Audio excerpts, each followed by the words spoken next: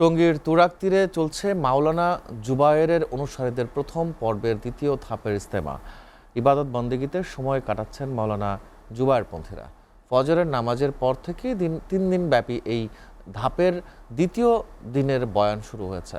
আগামী আখেরি মোনাজাত উপলক্ষে ভোর থেকে মোনাজাত শেষ না হওয়া পর্যন্ত টঙ্গীর ইজতেমা ময়দানের আশপাশের মহাসড়কে যান চলাচল নিয়ন্ত্রিত থাকবে।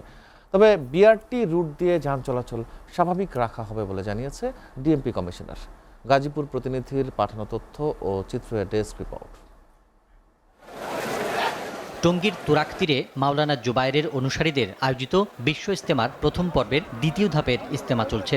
ইজতেমায় খিত্তায় খিত্তায় ইবাদত বন্দেগীতে সময় কাটাচ্ছেন মুসল্লিরা। চলছে দিনের বয়ান ও দাওয়াতি কার্যক্রম নিয়ে আলোচনা। জিকির আসকারে মশগুল বিদেশ থেকে আসা মেহমানরাও। ধর্মপ্রাণ মুসল্লিদের সঙ্গে এতে অংশ নেন তাবলিগ জামায়াতের মুরব্বি চিল্লার সাথীরা। বৃহৎ এই ধর্মীয় জমায়েতে অংশ নেয় মজবুত হয় ইমান। আল্লাহর একত্ব ও মোহাম্মদের নবুয়ত উপর বিশ্বাস স্থাপন সহজে কায়েম করা যায়, জানান মুসল্লিরা। তাওহীদ, রিসালাত এবং আখিরাতের কথা তারা শুনছেন। ওলামায়ে কেরাম বুজুর্গানের দিন আসছেন, ওনাদের মুখ থেকে আমরা দামি দামি কিছু কথা শুনবো। হাজারো লক্ষ মানুষ এখানে এসে ইসলাম শিক্ষা এবং আল্লাহ ভীতি অর্জনের উদ্দেশ্যে এখানে মূলত আসা। আখেরি মোনাজাতে মুসল্লিদের যাতায়াতের সুবিধায় 11টি বিশেষ ট্রেন ও বাড়তি বাসের ব্যবস্থা রাখা হয়েছে। আগামীকাল ভোর থেকেই ঢাকা ময়মনসিংহ মহাসড়কের ভোগড়া বাইপাস থেকে আব্দুল্লাপুর এবং ঢাকা টাঙ্গাইল মহাসড়কে বাইপাল থেকে আব্দুল্লাপুর পর্যন্ত মহাসড়কে আখেরি মোনাজাত শেষ না হওয়া পর্যন্ত যানবাহন চলাচল নিয়ন্ত্রণ করা হবে। তবে বিআরটি রুট দিয়ে যান চলাচল স্বাভাবিক রাখা হবে।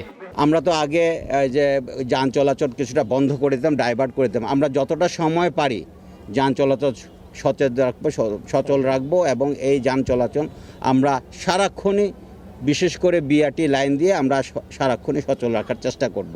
আগামীকাল আখেরি মোনাজাত অনুষ্ঠিত হবে দুপুর 12টায়। সুরাই নেজামের শীর্ষ মুরব্বী মাওলানা জুবায়ের মোনাজাত পরিচালনা করবেন। বিশ্ব ইজতেমার প্রথম পর্বের দ্বিতীয় ধাপে অংশ নিয়েছেন সারা দেশের অন্তত 22 জেলার ধর্মপ্রাণ মানুষ।